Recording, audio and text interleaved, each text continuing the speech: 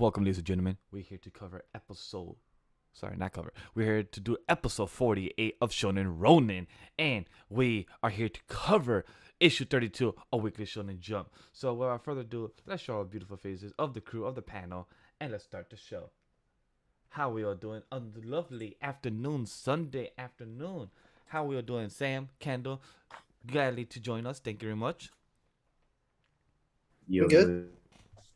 Another Sunday, another Weekly Shonen Jump.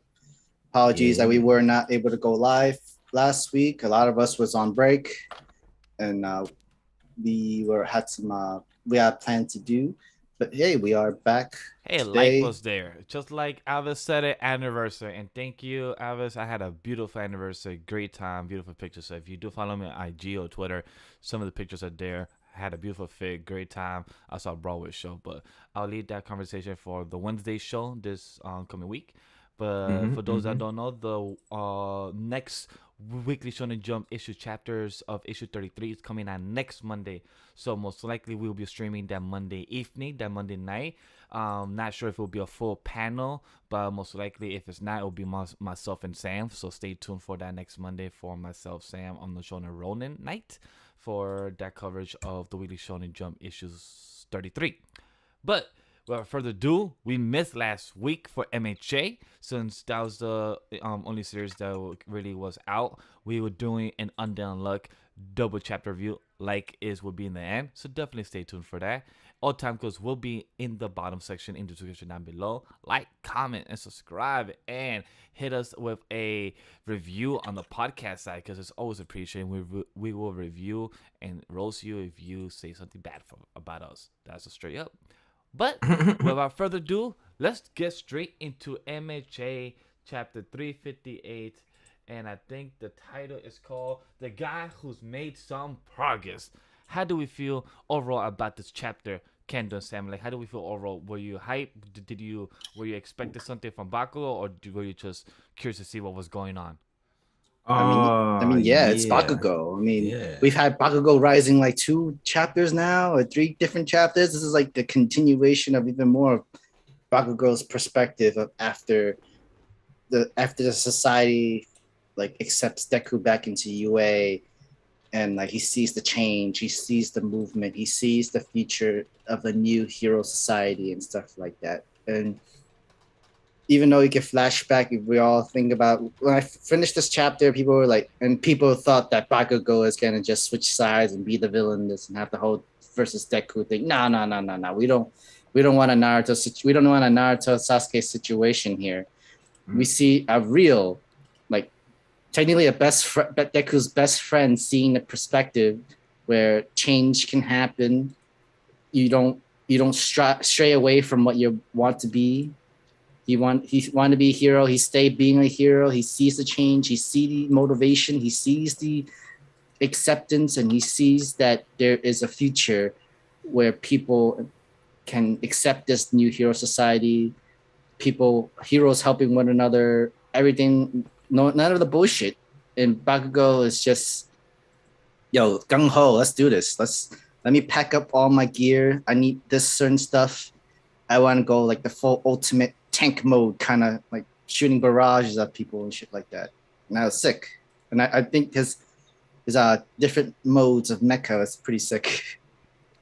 With my thoughts in this chapter, it was overall good. It was something expected, and nice to see our boy Shiggy holding on his own against all the other heroes. But I'm glad that 2 heroes are really standing out the most, which is Best Genius and our boy Ninja, which it makes sense. Thank you, Headshot. But it makes sense because these 2 are people made of threads almost, where they could like literally escape and kind of maneuver easier compared to Sun Eater and compared to Miracle, which all of them was getting hit by them hands. So I love how these 2 people was maneuvering very easy throughout the area as best as they could.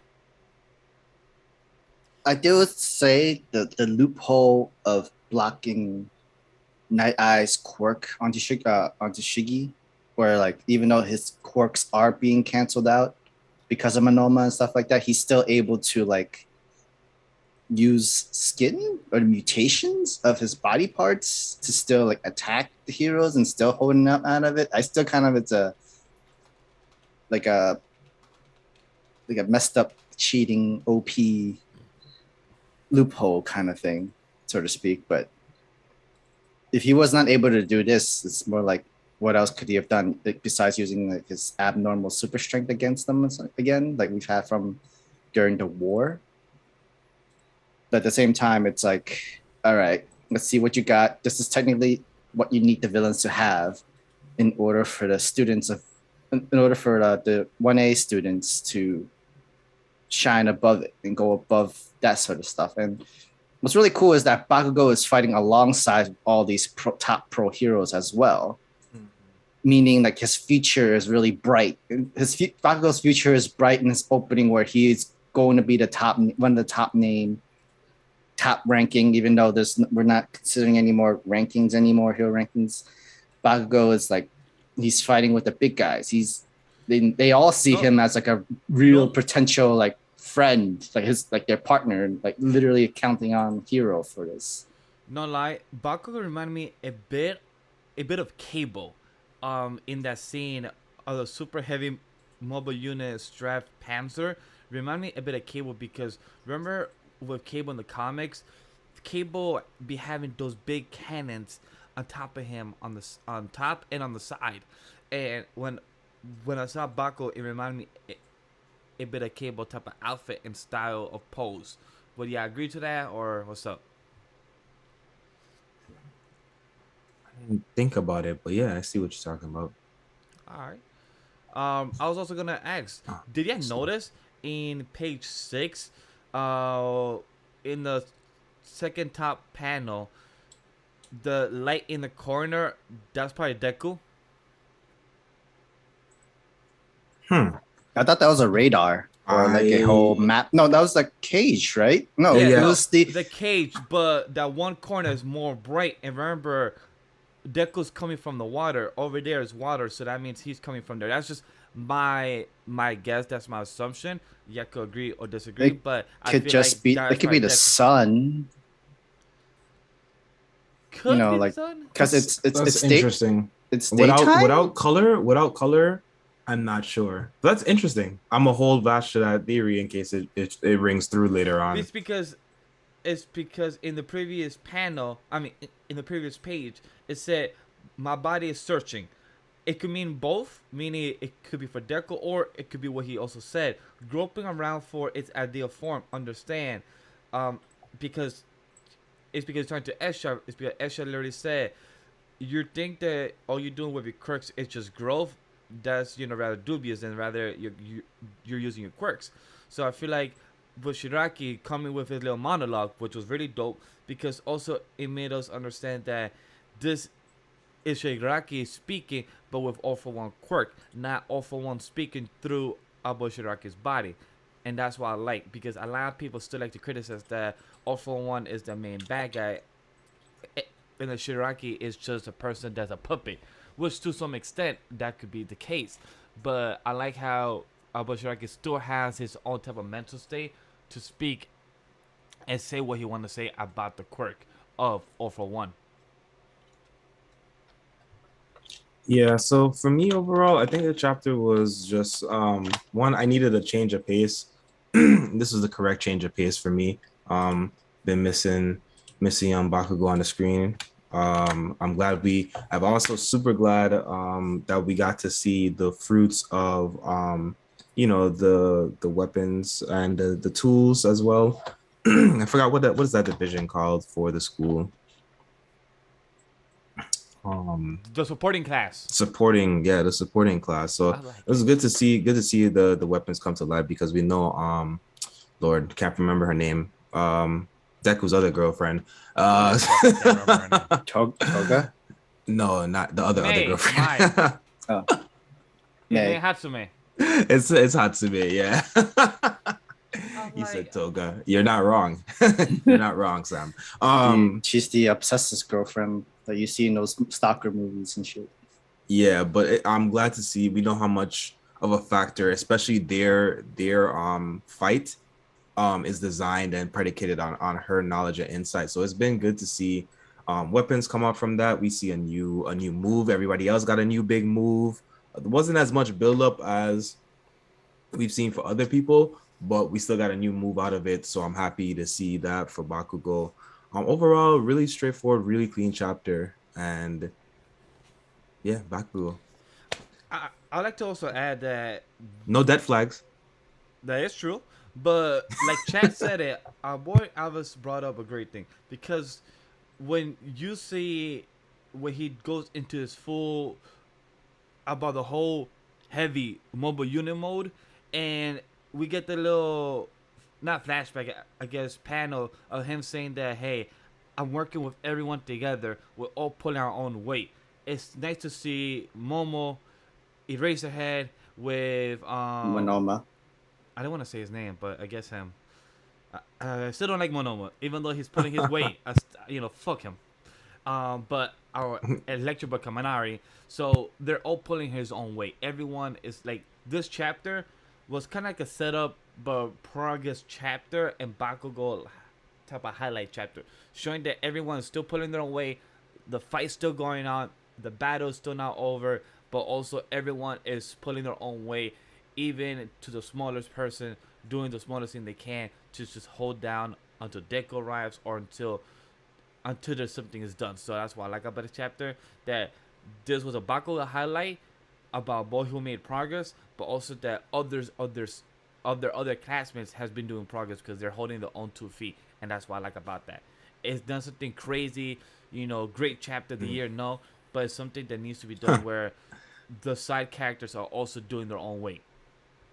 Yeah. The other thing I would say is the fact of them working together, doubling back to that point there, because you see even best bunny girl is like, huh, you talking about teamwork? And we know that from previous moments they've kind of mirrored the personality of Bakugo and Murako. So for Murako to also be like, teamwork, I guess, and to be Bakugo being the one that's uniting them and pushing that front forward is important, because you kind of like, it's kind of almost like setting up for like a quarterback toss to, whether it's specifically Deku or whatever else happens. So I mean, definitely, for sure. Like, that's what I mean when Bakugo teaming up with all the pro heroes in a sort of way. He's in the front line with them. Even though there's no more hero ranking established, they would actually see Bakugo within their top 10 ranks with them.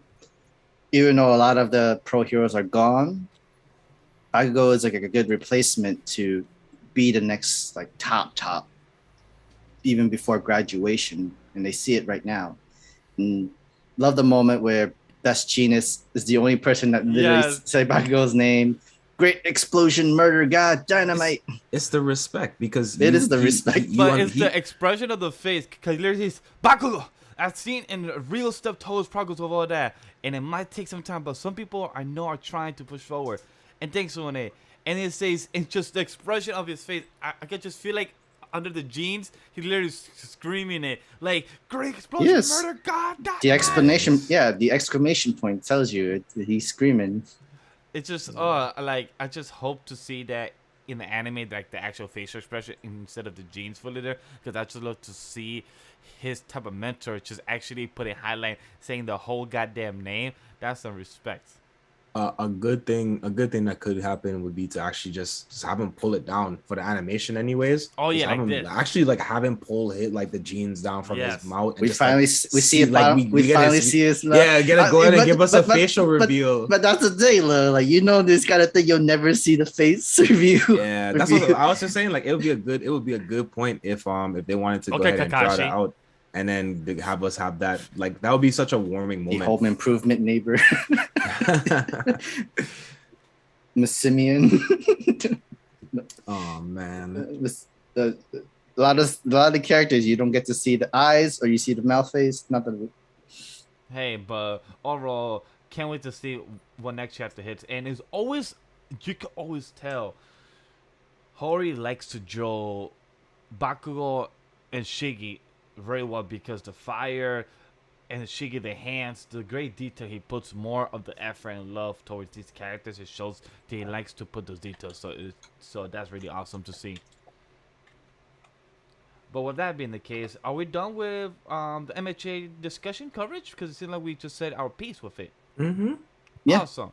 So with that being the case, let's jump into the world of Japan and see our samurais and kaiju's lore.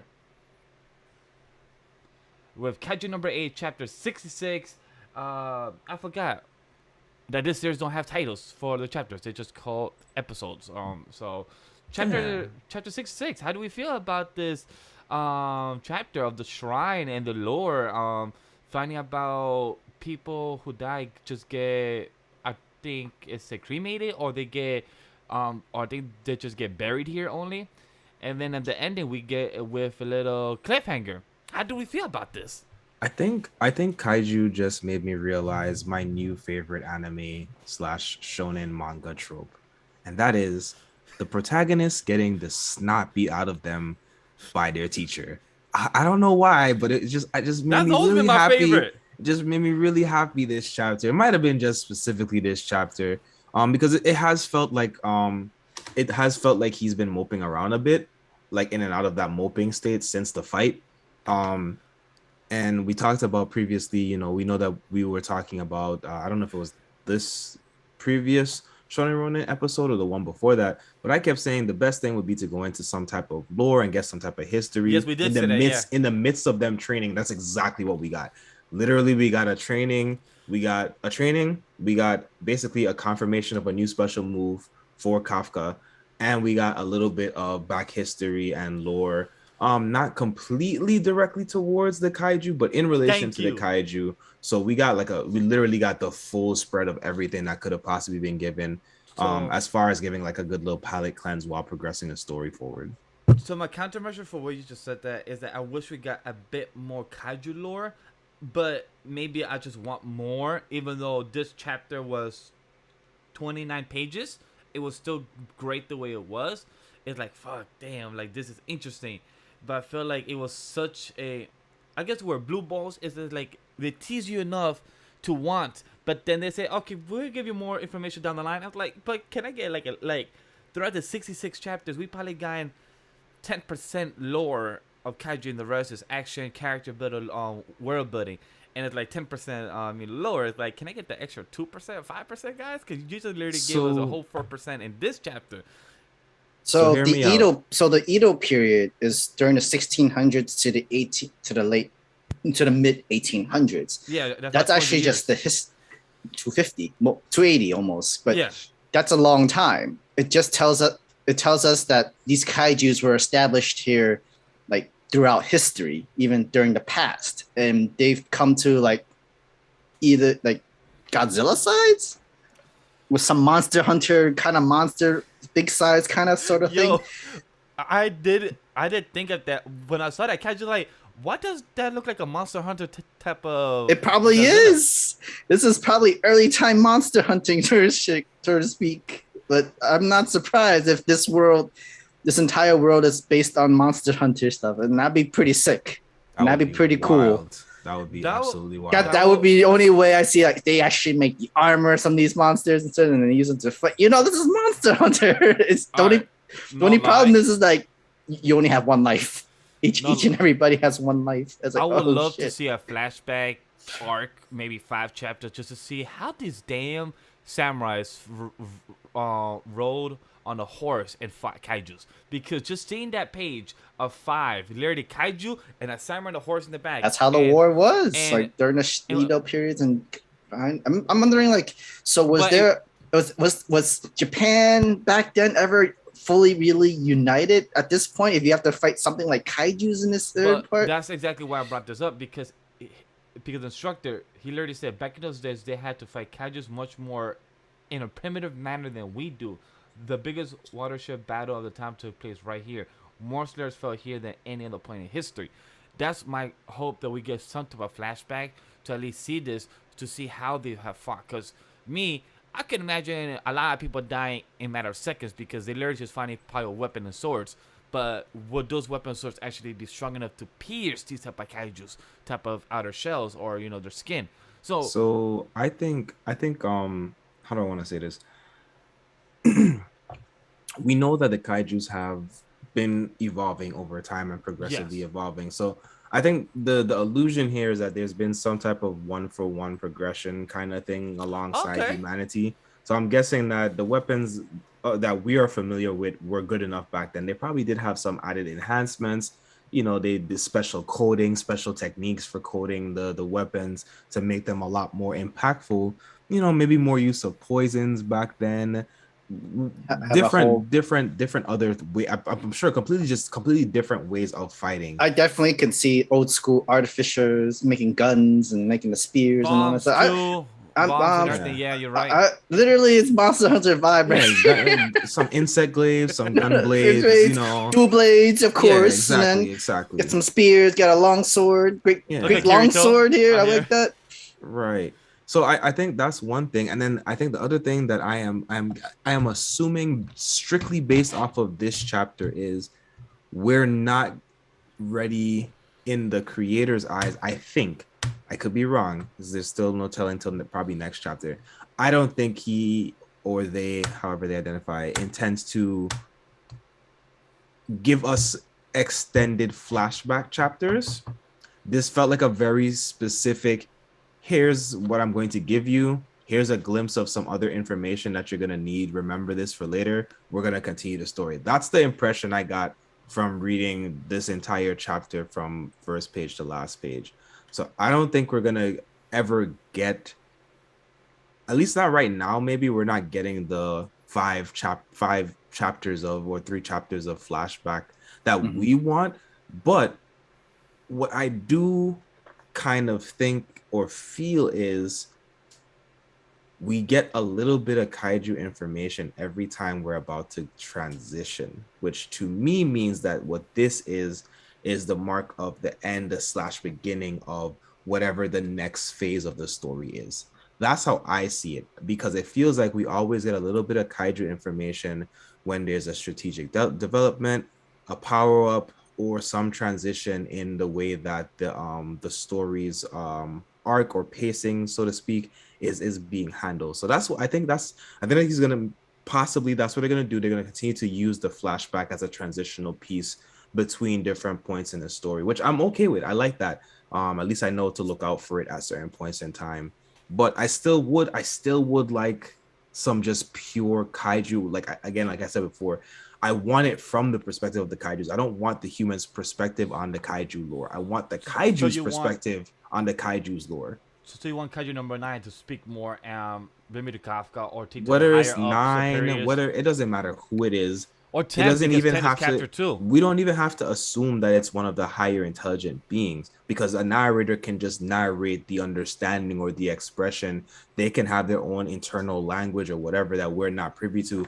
I just want it to be, personally speaking, obviously, I just want it to be from the perspective specifically of the kaijus.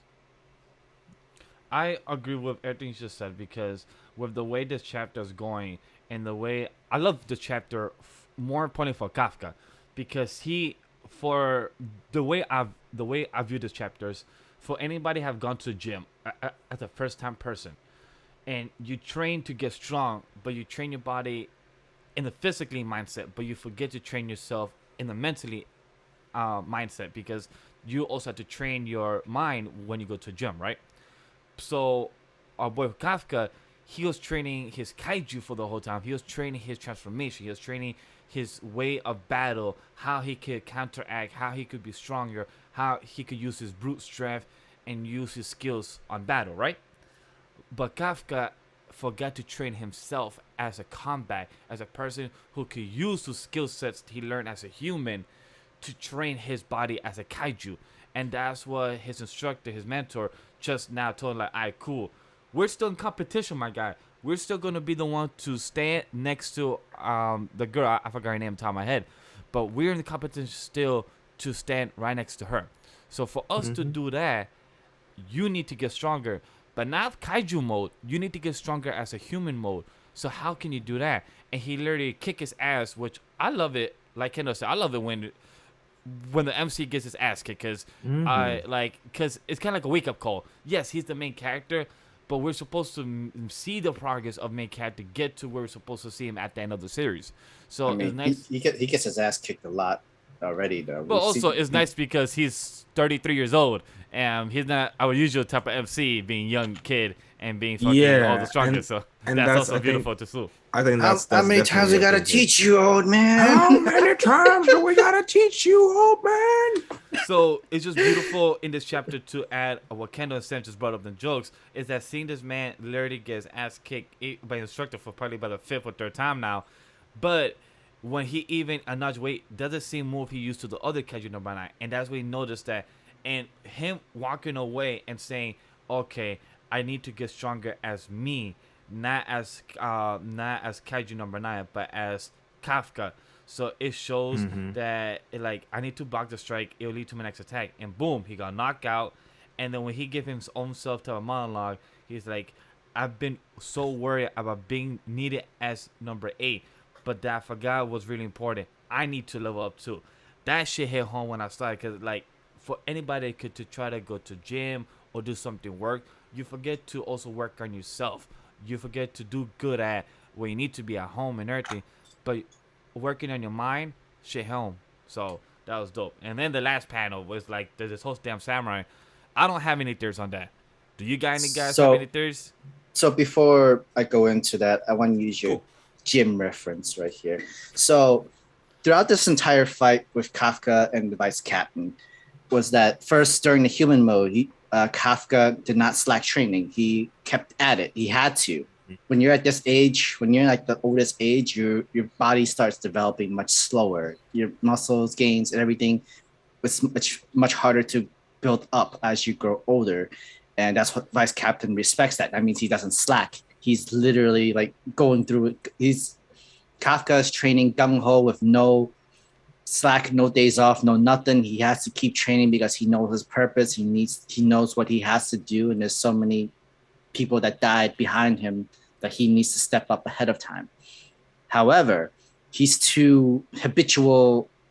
His fighting style is too habitual to when he is in kaiju mode, which gives him the endurance and mobility, and endurance much stronger that you would not hesitate. The reason why Vice Captain says you can't use your Devil May Care fighting style without your kaiju powers, without your kaiju armor, anything like that. You need to be able to you need to be able to train and learn different ways to strategize. You have to be constantly adapting, the same way where that move back then, when Kafka blocked that attack, it worked back then, but it wouldn't work again the second time, which is why Vice Captain remaneuvered this movement and got the entire strike onto Kafka.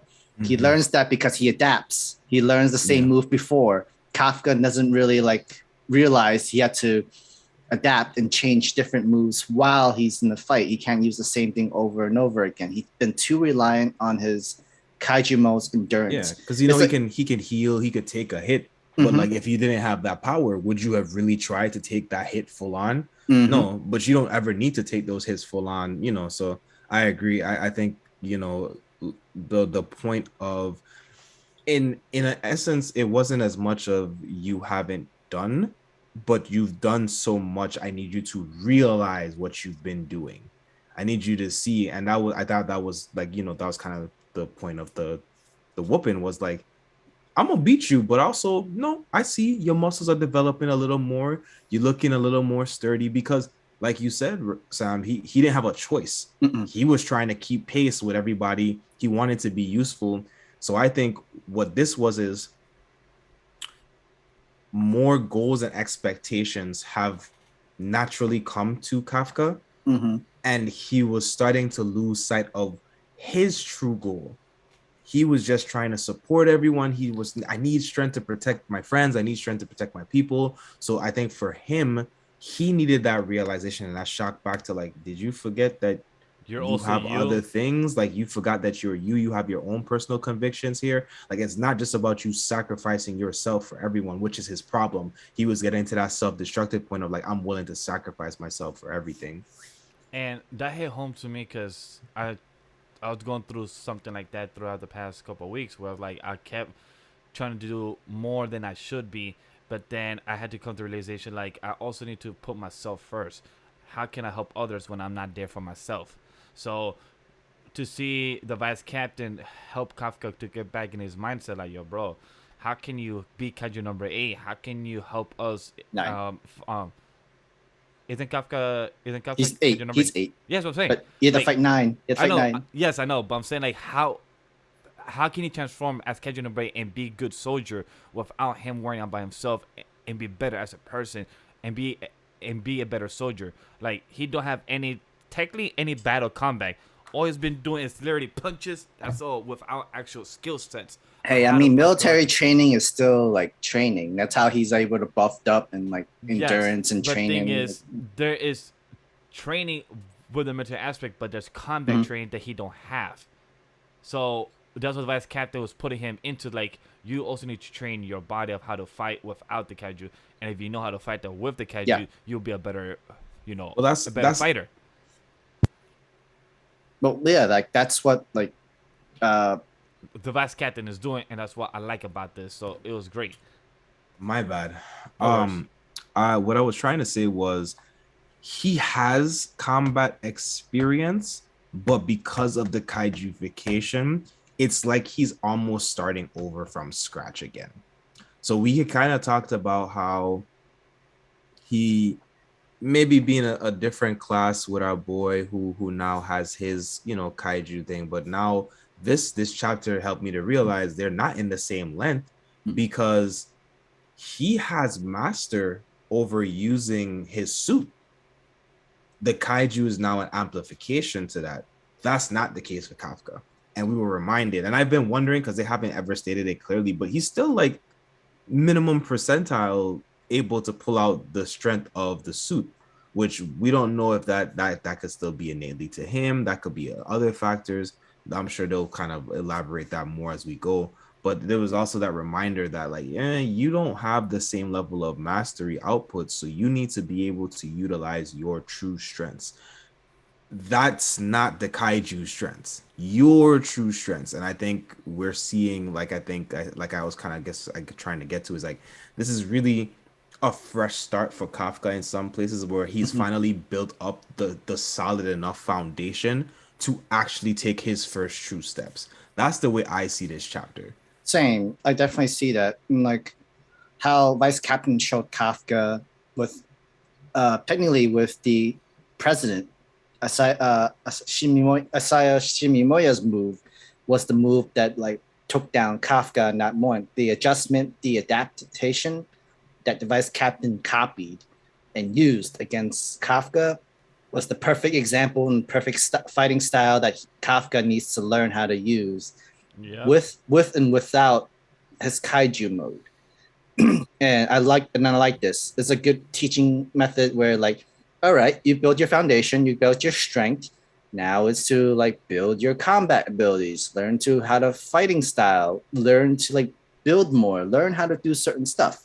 The same way Vice Captain does. He's not all about his two blades. He's all about hand-to-hand combat and different fighting styles and that sort of stuff. And Kafka, in doing that, you would break your habits of always blocking and defending and all that stuff. Because that's literally what Kafka always been doing when he turned into kaiju mode. He always keep on the defense. He always blocks certain stuff and always like dodge a lot of stuff. He needs the offensive ability. He needs offensive ability with hand, without hand of his kaiju mode. And with that being said, I can't wait to see his new comeback within the next couple of 10, 20 chapters once he gets to learn how to develop it. So it's going to be interesting by the end of the year once we see his progress grow, since we know right now kaiju is going bi-weekly type of way again. So we just have to see how it grows.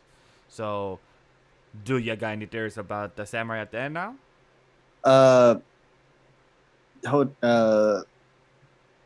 The flash, the visage, or whatever that was. Yes.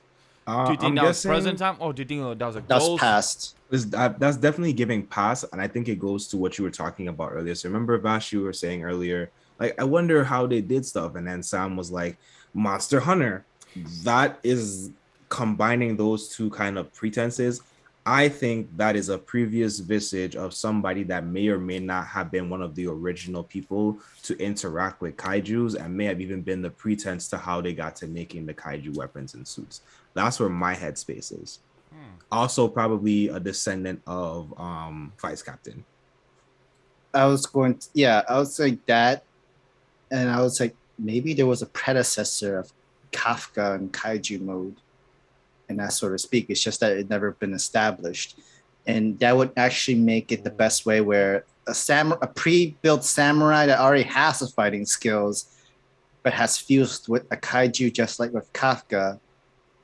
That'd be one of the real reason how they've actually survived for this long, and still like Japan's still in existence, and that so to speak. Because like, you know, over time, like you can't just make spears and swords and weapons. We're in the future right now where we make guns and cannons and sniper shots and everything like that. We're trying to improve on our stuff. We went more towards the gun route than the sword and samurai route now. But how do you get to that? How you get from route A to route B in that sort of time? You need a certain power to help the people to go advance onto that next period. So I think that Ghost Samurai, that Ghost Samurai was a predecessor of a kaiju plus human kaiju fusion, especially the eyes. And that's a valid point too, Sam, because that's basically the transition point out of Edo period. Is basically the you know, as the guns kind of got there and the tide of war started to change between people, that was kind of one of the key points to my understanding. Please feel free to fact check me or anyone that's in the chat, but from my understanding, that was one of the key points that led to where the turning point in the war happened. And not just in Japan, in a lot of countries, that was a critical turning point for civilization, was when people were able to develop guns. You know, America outsourced guns to a lot of countries that we are seeing as powerful countries right now. Weapons obviously dictate battle in a lot of ways, and as fights went from, you know, being ranged, being even further ranged as we've seen over time, snipers to missiles, long range, unmanned drones, etc. All of these things change the tide of battle. So it could also be just a regular human from the past of how they fought, how they were going to fight kaijus, like literally the intention. Since Kafka is becoming like a kaiju, this is like the first time the intimidation you feel from the humans and his eyes and the bloodlust is like, so this is the kind of human soldiers that were in during that period that fought against kaiju, especially with one samurai. It is believable. We've seen the skills and experience of that actually happen from this entire world already. I did have one other theory. What's up? I did have one other theory. The other theory I had when I read this Thursday was that is actually a visage of Kaiju number 8. Along those same lines of what you were saying, Sam, of like this was like a predecessor. I think you're right. It could be a predecessor specifically of Kaiju number 8. I think Kaiju number 8. What if the Kaiju in itself was, back then the period of time, he just chooses a host every single time? And that's where my headspace was going. Like maybe the Kaiju is the one that has been pushing the technology for them over periods of time, and the Kaiju has been showing up in different periods of time to help keep humanity survival and give humanity a chance to survive as that rebellious you know, the OG Kaiju. And that's something I kept thinking about from the beginning. I was like, it seems like there's some type of reverence to this Kaiju, specifically Kaiju number 8, which makes me feel like it's been around longer. If this is another flash to that point, then like I said, it just kind of goes to that point of like, how old is Kaiju number 8? Like, so to what you're saying, two things. One, it makes sense. That's why Kafka saw this type of samurai, this type of visage there. Two, maybe that's why Kaiju number 9 is so determined to capture Kaiju number 8, because he said, Kaiju number said that I need to grab and return it back home, meaning that it knows what it is, but it's not trying to reveal it to other people to know what Kaiju number 8 has been doing. So if that's the case, that's a possible cue, or that's a possible good theory, because I actually fuck with that one. It's like, whoa, that actually might be a great reasoning for what it is. It can mostly come to the point where, like, if we can't take it back home, we have to destroy it, or they try to destroy it, but it just always it always fails for them, and that's sort of say. And but because of number 8, humanity's survival have lasted for this long, and kaijus were not able to get rid of it. At this point, it's capturing. But now, like they're at the point where they have the most ultimate host suits and abilities with having Asaya Shikim, having the president's body and host of number 2. Yeah, number 2. That would be interesting because that would make Kaiju number 8 a full-on sentient kaiju being. Because like the only time we ever seen him was like, yo, kill kaijus, kill destroy more kaijus, which made it seem like he just has a never-ending bloodlust against fighting his own kind.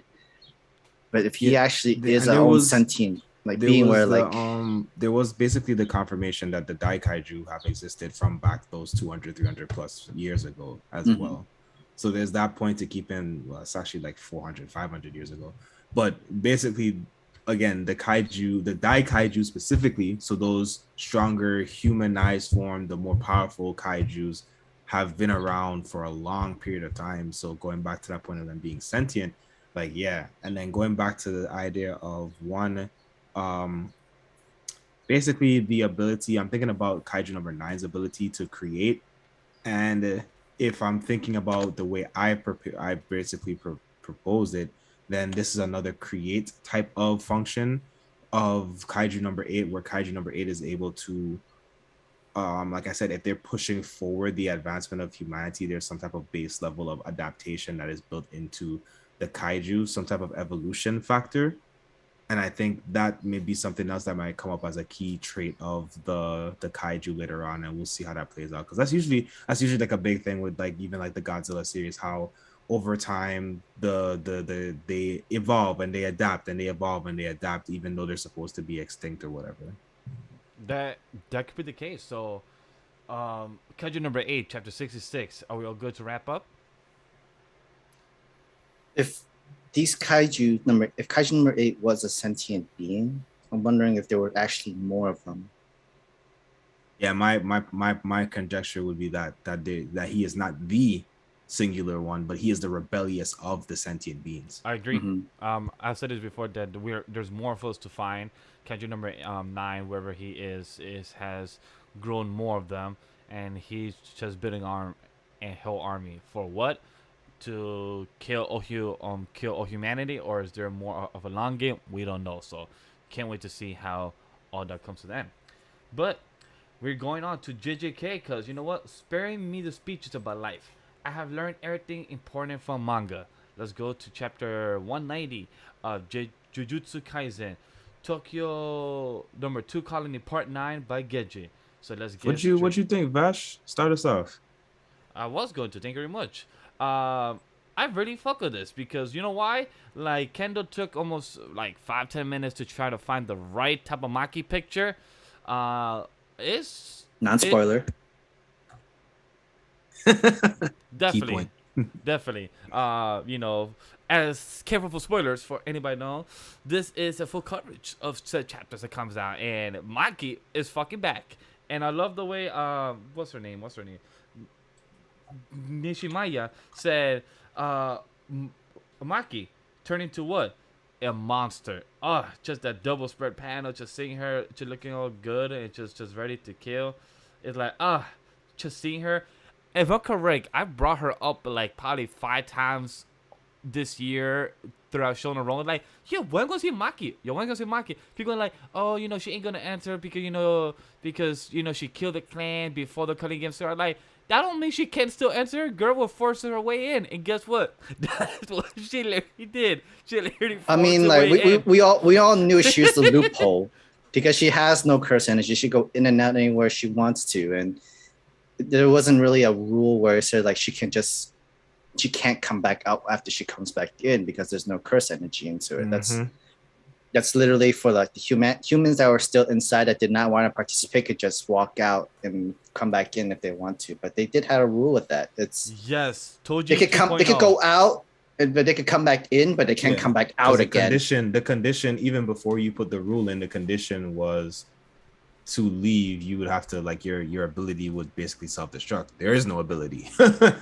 That's if you participate in the game, but like they gave this fail-safe plan, like, all right, before the 21 days or something like that, you can go out.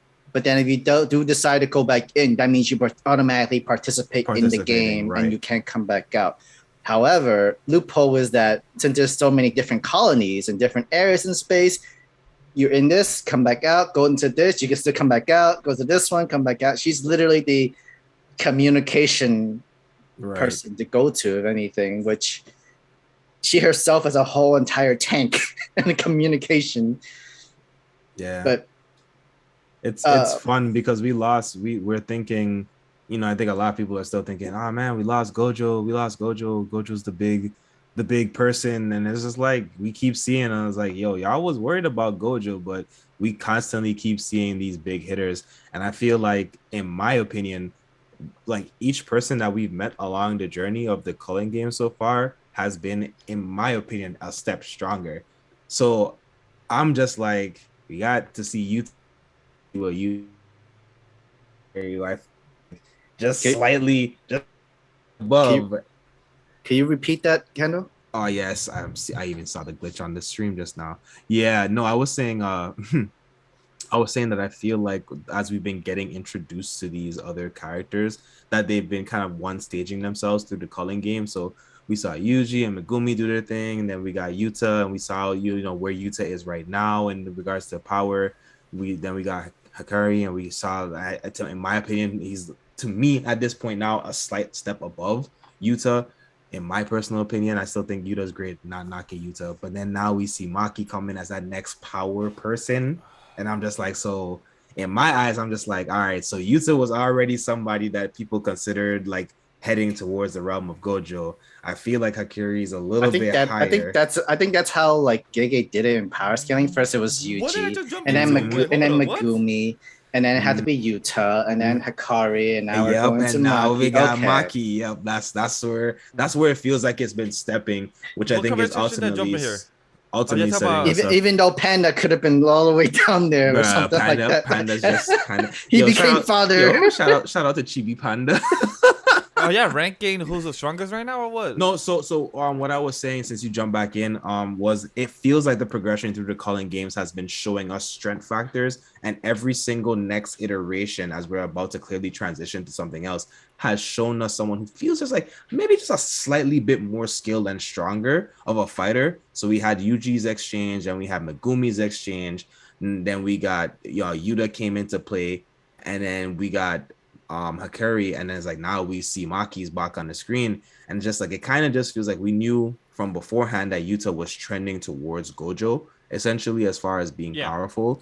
It feels like Hikari, in my opinion, is just in the same realm, but maybe in my personal opinion, just a slight bit stronger than where Yuta is right now. And then it's, or at least they're at least on the same realm, right? They're in this like very OP realm that Gojo exists in, or they're heading towards that realm. And then now we're seeing Maki again, which, Maki's supremacy. So with that being said, and to jump in the conversation, I agree with that, because we know with Gojo, I don't think I've seen Gojo having a lot of battle combat on screen. We know that he is the Gojo. He's the GOAT. We've heard it from people. We've seen enough of what he can do. But we have seen more, and some hand-to-hand combat too. But shout out to the movie. But we have seen more curse energy, curse technique from him than battle combat, if that makes sense. We have seen. More. We kind of did in the movie. Again, we have seen more curse technique and curse energy than battle combat. But towards Kendall point, we have seen Yuta, Hikari. We have seen a mix of everything from them. We have seen them. Technically, we also a little bit more during the Shibuya arc as well, when he took down. I forgot her name. The tree, spirit woman. Literally. Are you talking? Hiname? Correct. Yeah, like literally, like Gojo ripped the shit out of that horn and like literally killed her from there. And then there was a lot more hand-to-hand combat when it came to the volcano guy as well. The only thing what really stopped Gojo was seeing Geto or fake Geto. But also that is because he couldn't kill all all those humans around him with. Oh no, he literally said, "Yeah, there's gonna be minimal damage anyway. I don't give a fuck." So I about to say he was gonna destroy him. He's killing everybody. No. He was like, "Yo, there was only gonna be minimal damage anyway." At first, he was hesitant about it. At first, he's like, "Hey, let me not." But he's like, "Fuck it. If I have to kill again my friend, let me kill this minimal damage of people. Do what I can." So it No, worked out that was very before well. he saw him. Literally, because it was the realization of seeing him is what stopped him for that entire second or a couple seconds of minutes needed to, like, because that fight was that was supposed the plan, to be. and that was the plan. The plan was to stun him just in enough of a second to capture him. But overall, my point is what I'm saying is that seeing Yuta, Hakari, and our characters here getting stronger and to leveling up, a lot of people have seen a timeline saying with the culling games, it's just kind of like a battle tournament, and I'm like, that's the point. The culling games is a battle tournament without being a battle tournament because it's literally called culling games. It's a thing to remove the weakest people in Japan. This is what has been established. It's like a pre-tournament, like Hunter x Hunter, pre-tournament, like Yu Yu Hakusho pre-tournament, like Dragon Ball Z early round tournaments. Like it's I think the culling games is a pre-tournament pretense to the actual big stage fight that's gonna happen. And I agree with that 100% because this is what has been established. And with Maki, with all the jokes aside, Maki is literally Toji 2.0. Like, this is what she's showing, the true strength of hers and truly the true battle. Like, her skills, that fight, the sword, it's just everything so smoothly and she's just brutal. Yeah, shout out to Alves on that shout out to John. Yo, shout out to John, bro. Yeah, I think you're right. Wow. You know, the culling games is like COVID. Wow. Pretty rough indeed, my friend. Pretty rough indeed. But only to survive strong. Yeah, realistically, I don't know what to put it in the right genre, this is clearly The Purge. That's 100% true. It's like The Purge, even though I haven't seen the movie, but seen any of the series of the movie. You know the concept. Yeah, the concept is really all you need to know. Yeah, really. So only to survive strong, exactly Alvis, Sam 22 here. So it's perfect to the nail that seeing these people get strong. And I love how even though we saw Maki, even though we saw the exchange we panning them, I like the conversation between Hakari and the artist. The artist of the manga, like him trying to speak all big talk saying about his manga this, manga that. Boy hasn't even debuted, don't even have a series out. And Hakari's just like OD mad, like, boy, why you trying to make me speak all this shit? Trying to, buy your series, know the name of it, and you don't even got anything out there. Like, that comedy exchange was pure. It was pure genuine, and I just love it. I don't know, probably for me it was very simple, straightforward, but it just worked out very well. You know what's so funny? Prior to the fight, I had the impression that he was a novice mangaka, which is why I was blown away by him being as strong as he presented. So I wasn't like totally surprised by that, because it kind of, like I said, it just kind of felt like that was the presentation, was that like he was a little rough and unskilled around the edges. He was still trying to find his way in the world of things, but he definitely seemed like he had been studying the art and the world of drawing it for a while. But that was a pretty sincere. We still, even towards the end of the fight, get to see a flushing out of what his character is, Hikari's character is. So for him to have that interaction, you still see the playful nature that he has with him throughout the whole entire fight, even to this end point. And I think this is the third chapter, like I said, from where I thought we would be transitioning out. So we're at that point where we're transitioning out of that fight.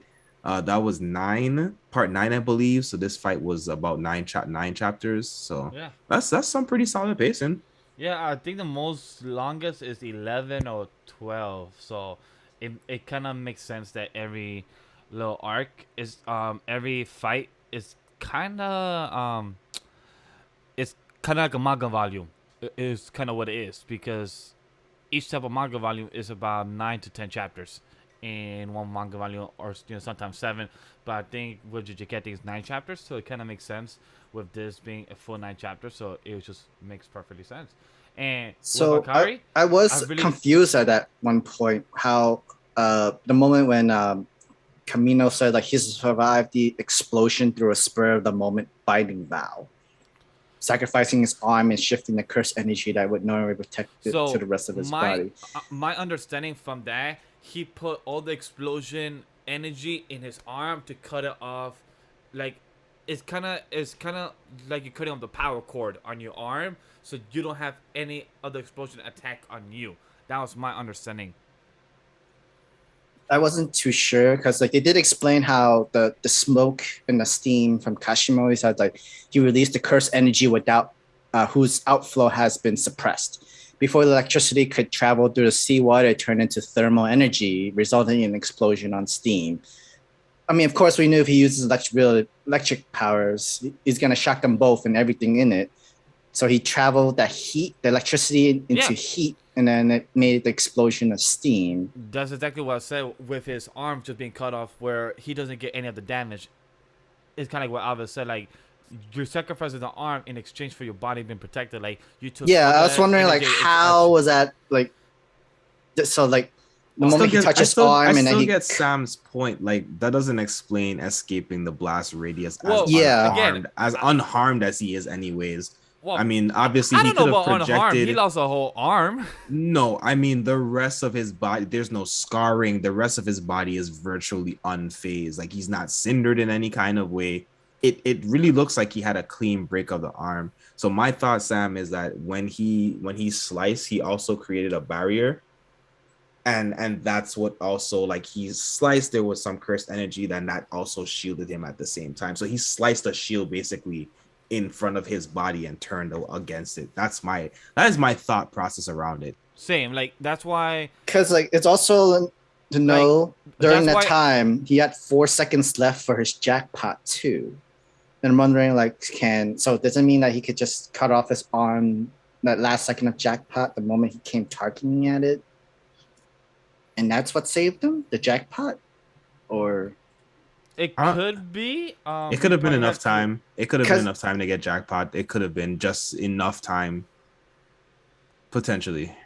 I guess that's not explained. Because I was just so confused the moment he brought up the binding vow, and like, wait, what do you mean by spur of a moment binding vow? Like, this just seems like he somehow shift the explosions or cut off a part so that it didn't get the entire output of it. It's I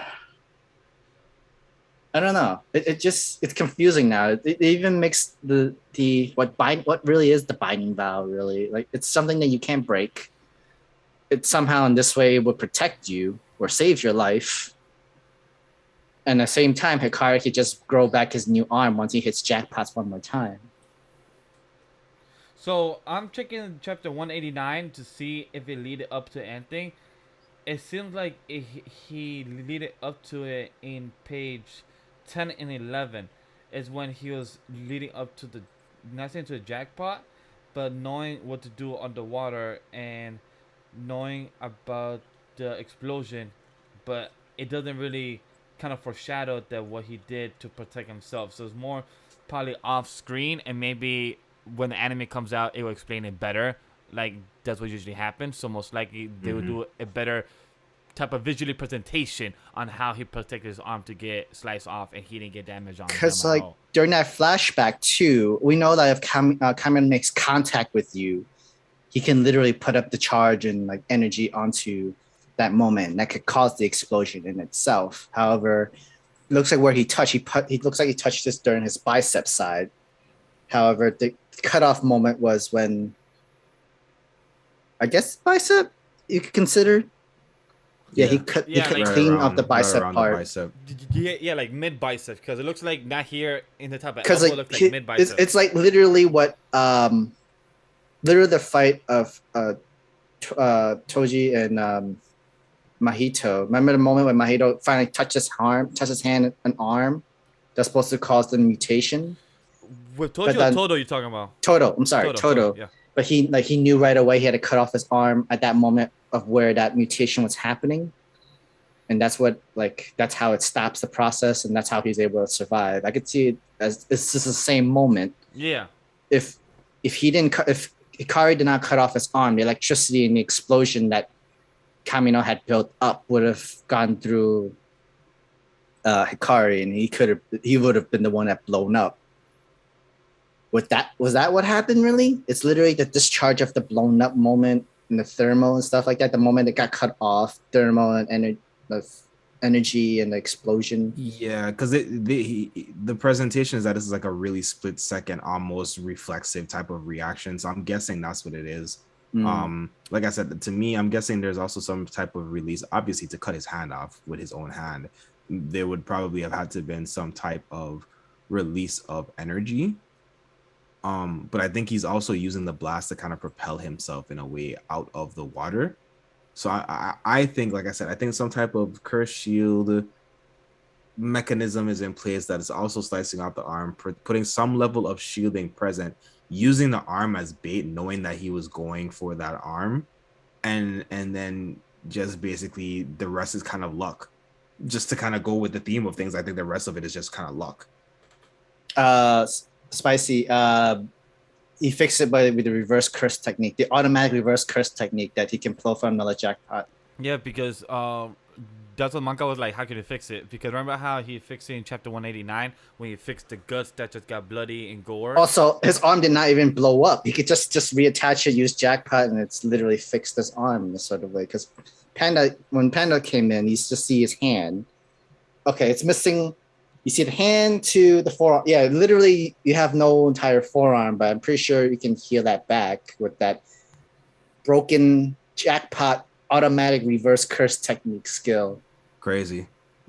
Yeah, it's broken. That's why it's so broken. And we already know that the reverse curse technique can pretty much it's broken. It can heal whatever.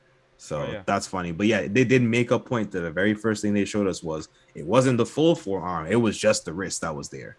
So again, I think like some type of something was done. I hope maybe they go back and explain it. Maybe they don't. Like Vash said, this is a good thing for the anime where we could get like a good like 2 to 3 minutes of animation explanation basically around that when an actual episode drops. So what's insane is this is technically Hikari base form to cut off his own entire arm too, and everything like that. Because remember, even after jackpot resets, you literally start literally with your full curse energy technique and everything from the start again. Only his jackpot's probability increasing, but he didn't do it. He didn't need to use his probability again. Can he revive other people with jackpot? No, only himself. Okay, because I was gonna say, can he get Toto's arm back too? I'm like, no, that wouldn't make any sense. The reason why Hikari was the most broken character, one of the most like top characters during school, was that this jackpot gives him the automatic Super Mario superstar power automatically. It'd be too broken. That's why I asked. If you could that'd be too Naruto shit. No, that'd be too Naruto shit. Like, I'm gonna pass you my chakra onto this guy. I'm gonna save guy with this and that. This man got the Mario star, the blue shell, and the rocket happening all at the same exact time. That got the jackpot right there. You could save your own buddy. Clap your hands right there would be perfect. But it'd be amazing. And I didn't get to comment. Kendall even said it's a joke.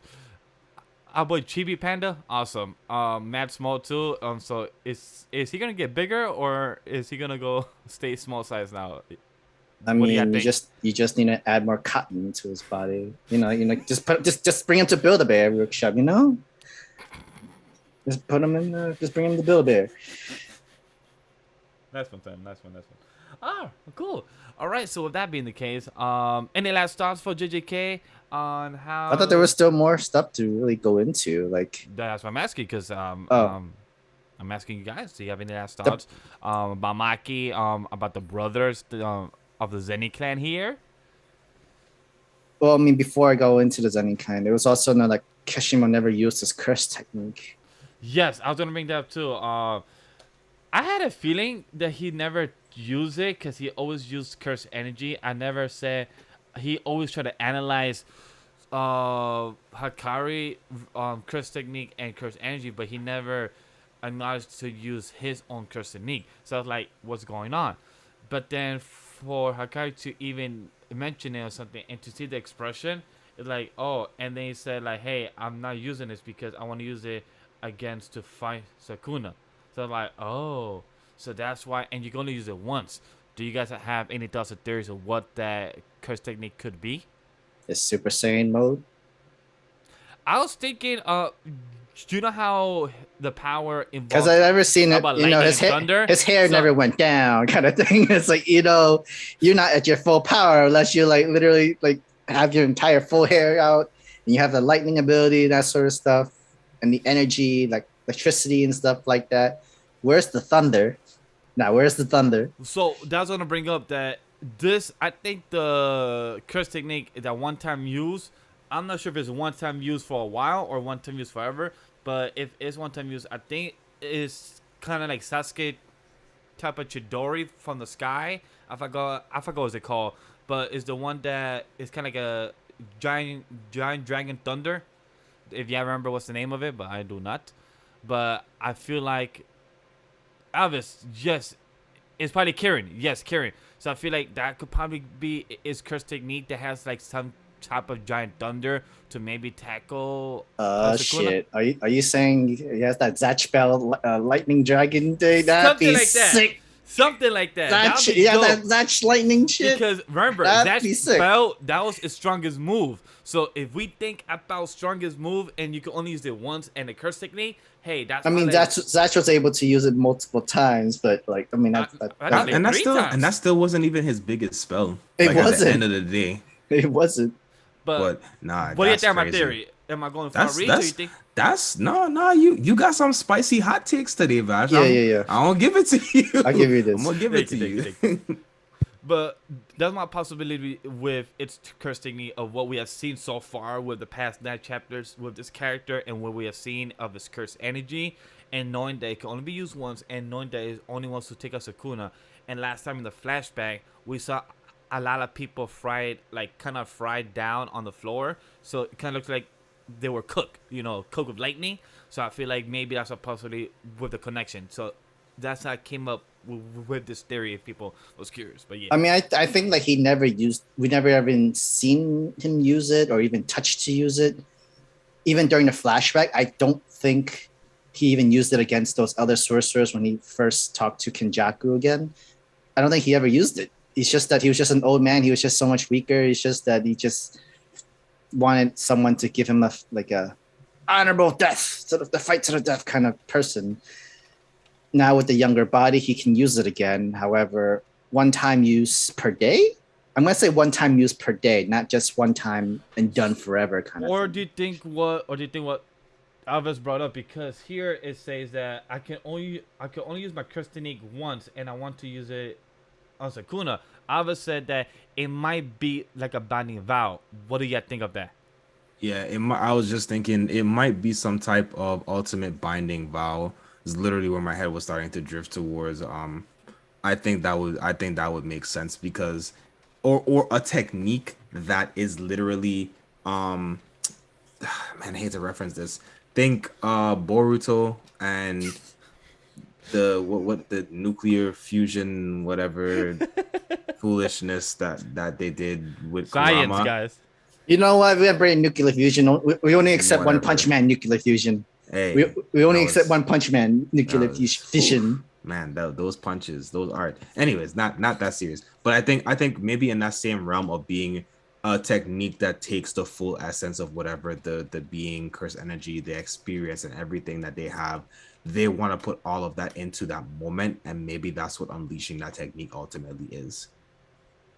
I could definitely see that. They're using the binding vow as your even more of the enhancement to have that one blast blow. But at the same time, I'm pretty sure he doesn't want Kamino does not just want to use that right away as his first shot against Sukuna. Or what would be the point? You want more of the fighting action kind of thing. It could be a full body enhancement with a timer, dude. Yeah. It could be a self-destruct, fight or flight kind of thing where it's like, I use this technique. It brings out everything. I can do everything, and then that's it for me. win or lose, I am done after that fight. And maybe that's what they're searching for. I mean, Sukuna is like, yo, I don't even care anyway. I'm gonna kill you regardless. Either way, you either use that on me, see if I can, and I be entertained, and I'm blocking it, or I'm taking it. Like, so this is all you got. This is you waited over 600 years, did all these deals, did all these binding bouts, just that one blast. That's all you really got.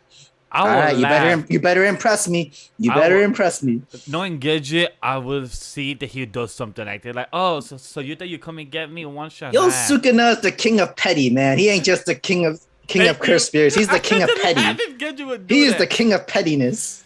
Yo, Sukuna would be like literally like this the whole time. Like, this lightning was nothing.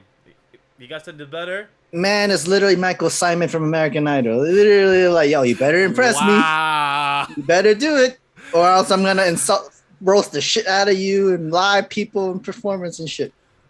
Take 2 slices of bread. What are you? An idiot. An idiot sandwich. I'm gonna make that as a poll. Who's the pettiest or Sukuna? I'm gonna make that as a poll. But so as we kind of transition out of first or Gordon Ramsay, either way, regardless, it's the pettiness of Sukuna right there, John. Yeah, hit him. Like I said, hit him with that idiot sandwich. But I guess that's like the first half. We got a lot out of this chapter. This was a really like fulfilling chapter for, what was it, 19 pages, I believe. It was a really fulfilling chapter. So this is basically this could have been this first half of the chapter could have been a story or a chapter all onto its own. But we still get more. We transition into now. We see the Sakura Jima. We see destruction. The word monster comes onto the screen, and it is the chapter. It's like half the page basically. We see bodies and destruction laying wake, and boom, here comes the first time since the massacre we see Maki on a panel, and it is chef kiss. And then not only that, we got our boy on the screen, new haircut. I didn't even realize till like after I was like thinking back, and I was like, wait a minute. He said this. He said the what is it, the Kobo clan, the Kabo clan, and I was like, oh whoa. I didn't realize that's who that was. And it was just like this.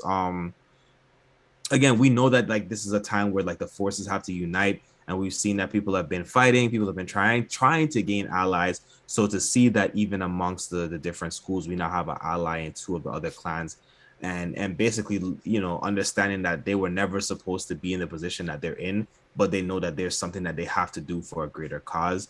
It's kind of like the undertone that I felt from that interaction. And then you just see beast mode Maki doing monstrous things, you know.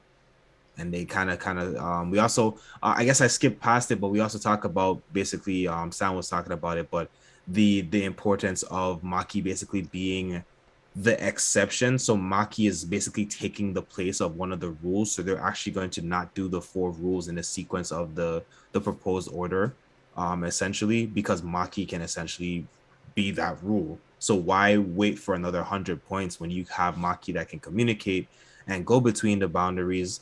And then basically there's like, well, if you've heard everything, much like we thought, because we saw the announcement, this fight was happening at the same time as the other fights that had been happening. So all of these fights basically resolved at the same time. Yeah. So we already know that we've got basically 2 rules now. So this is slightly after Yuta's fight. So they got the first rule and the second rule. We're going to skip the 3rd rule and go to the 4th rule. So you know that, again, that tells us we're basically progressing. We're about to end what is the first phase of this fight. The JJK high team has been able to get their rules out. They can communicate. They can always backtrack now and clean up whatever other little minions are there, get the last bit of 100 points, exchange among themselves for whatever points they have to probably make up the 100 points, and make that other rule later, or make a whole new rule that might be better encompassing of something that they need. Because Yuta also says that he's like, well, there's other rules that Yuta wants to put into Nax. So Yuta's still out there hunting points, as we know. So there's still a lot of different things. Yeah, there's still a lot of different things that could happen here. I think Yuta's gonna kind of go with the flow though. So he's gonna take advantage of whatever rules are in place by the time he gets to wherever he's at in the progression of this. So it's gonna be interesting. I think it's gonna be interesting. I'm just happy to have Maki back. I doubt it's gonna be for a long period of time, but I'm glad to have Maki back. And then we still don't know where our best girl of 2022 or rather 2021 season is, but hopefully we get some type of context about whatever state they are in, because we literally don't know if she's alive or not. I don't care, honestly. I probably am this noble disrespect. This noble disrespect is not warranted. I don't care. She's the best girl. She was voted best girl, Bash. No, that's Maki to me. Maki's best girl. Maki is best girl, but she was voted best girl by the Crunchyroll community. The Crunchyroll community has so many times that has been wrong. You're not mistaken. So however, I still would like to know what's going on with her. So hopefully we get something about that in the next volume. Jokes aside, I am curious to see where is her whereabouts, if she's alive or not. But at this moment, if you ask me, do I care? No, because right now with the current progression of the story, she doesn't seem like she's importantly type of needed in the story, unless it's going to be something about Yuji or Megumi. Then I'll see maybe she's possibly going to pop up around there. But right now with the current cast, I don't feel like she will be an important play or role in the current cast right now in the cutting games, unless it involves Yuji, Megumi, or Panda, since they actually have a relationship with Nobara, so that would make more sense of her. I mean, I don't know. With stronger warriors and more cursed energy being used, her technique becomes more powerful. The deadly thing about Noboru's cursed doll technique is it is actually more powerful the stronger your cursed energy. So, could end up is still alive. Key figure in finishing something off later on.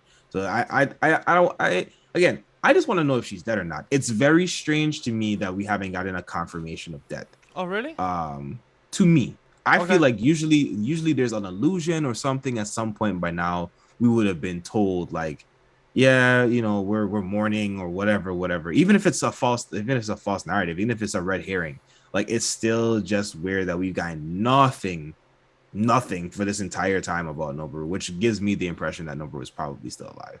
That could be the case. I just feel like Gedge's the type of creator that he doesn't feel like he needs to acknowledge everything until the time is needed. Until, probably a tombstone or, probably... I agree, which is why I'm saying at this point, for us to not have gotten confirmation, that's what's suspicious to me because of exactly what you're saying. Yeah, a good point. Because it's not like Black Clover where you find out that everyone is alive, but Stop. Don't do this. We got 2 more weeks. Let's not do this. Yes, 2 more weeks for the actual series we care about, One Piece. Yeah. Damn, I got a bruise on my leg. What the hell? Sorry. Ooh. But question. Can you guys help me understand what happened in the last page? Because I'm a bit confused. So both the brother and Maki were talking about, about joining the Uyu, please join the next colony. And then the last page, we have the Kogane and then this type of curse and cursed creature. Can you explain to me? Because I'm not having full understanding what that is. So I think that's the mediator. Remember how they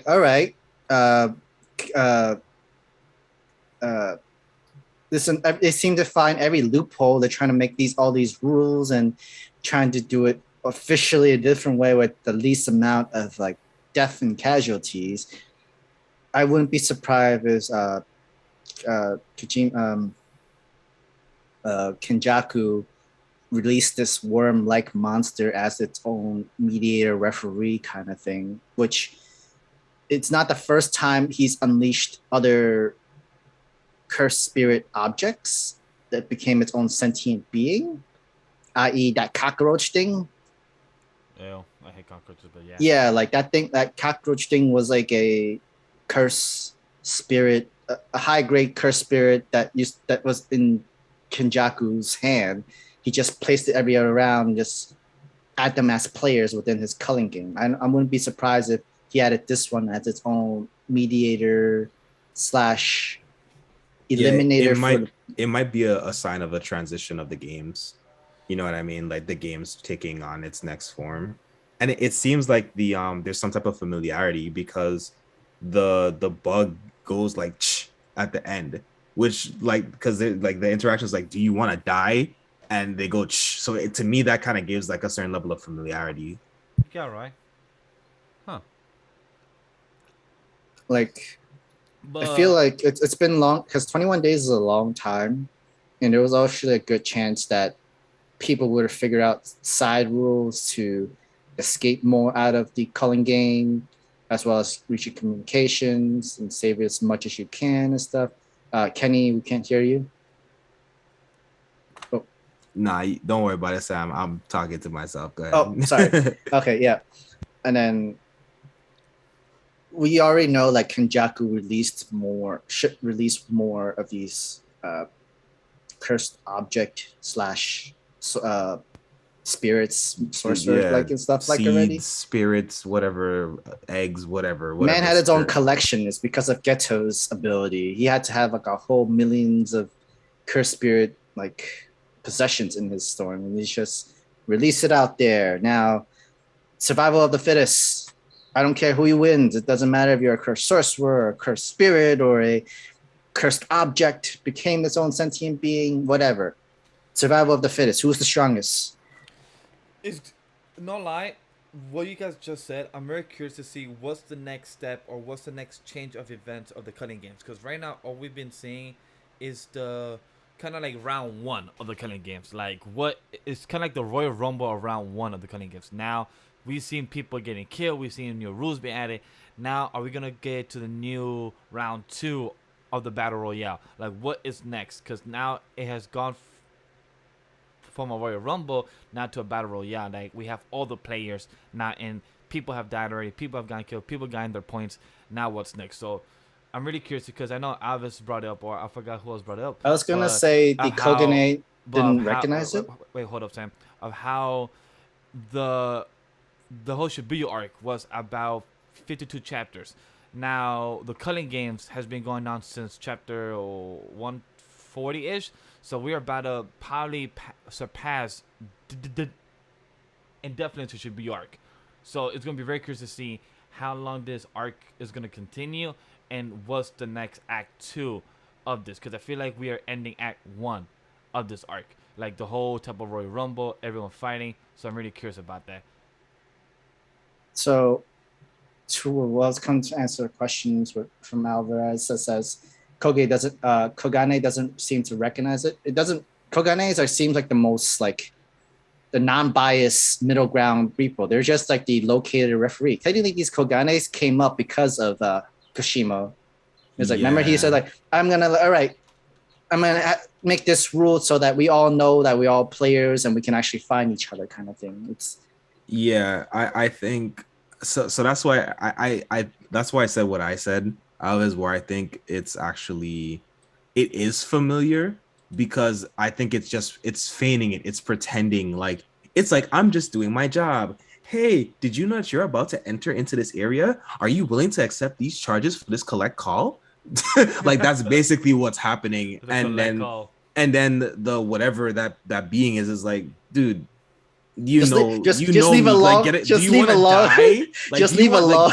Get out of my way. Do you want to die? Why are you bothering me? And then it goes like come on, like, you know, I'm just doing my job kind of thing. So that's why I'm just like, to me, the last page kind of tells me that the Kogane is kind of aware of whatever this thing is. And as either an extension of him or an ally. So either an ally who was already kind of working in the background of things is now breaking into the culling games, like, yo, things are getting spicy and I want to see what's going on. But we didn't get enough contextual clues. So that's obviously an intentional cliffhanger. He'll change to the next chapter. So again, I feel like this is just telling us that we're about to transition into something completely different. I think we're going into something very different coming out of this next chapter, or these next series of chapters. And this is also really solidly 190. So again, we're gonna go 191 to 200. Basically, again, that's like another set of volume right there. So we'll see what happens. Yeah, we'll see what happens. It'll lead on to a beautiful fight story, lore, Maki ass whooping. We just gotta see what's next, cause I wanted to honestly, know I want to know the aftermath. So is all it's all your family member dead? Like, did you accomplish your goal? so Because like that before she even wanted to join into the entire like culling game in itself, she was gonna kill every Zenin family member around the world or whatnot or something like that in Japan. it's gonna be very curious. Honestly, I don't have no speculation what could be next. Like Sam said, I want the next chapter to be about Maki, to lead up to her, to have to know where's her whereabouts, what she been doing. So I'd like to know what's her conversation been going on the whole time. So that's my hope for next chapter. So anybody has some final thoughts before we go and transition to the love of the loop? Kamo family ain't shit neither. Literally disregard Narushi. Took away his title, no hair. Took away his bow too. I think these are like these high school bows. Yeah, that man lost everything. But at the end of the day, But the not most like important thing I fuck with is his haircut I though. mean, like, hey, is your last name Zenny? Nope. Good. I don't have to about kill you. the most important thing is you get to live another day, because it's Maki supremacy over here, and you was about this close to being sliced up. If any day, like, yeah, can you murder my family too? Like, like they're piece of shit. They're also the top three. They technically the last remaining top three family living now after what you did. And Gojo ain't around or Yo, however. that's so crazy, because you have Gojo as like an outlier, you have Maki and Megumi as basically outliers. Like the whole entire structure of the top three families is gone. I think Noshiro was supposed to be the other outlier for the Kamo clan, but Yep. apparently without Gojo, we don't need no liars. We want to be our own. Technically, we're the last family standing. Mm-hmm.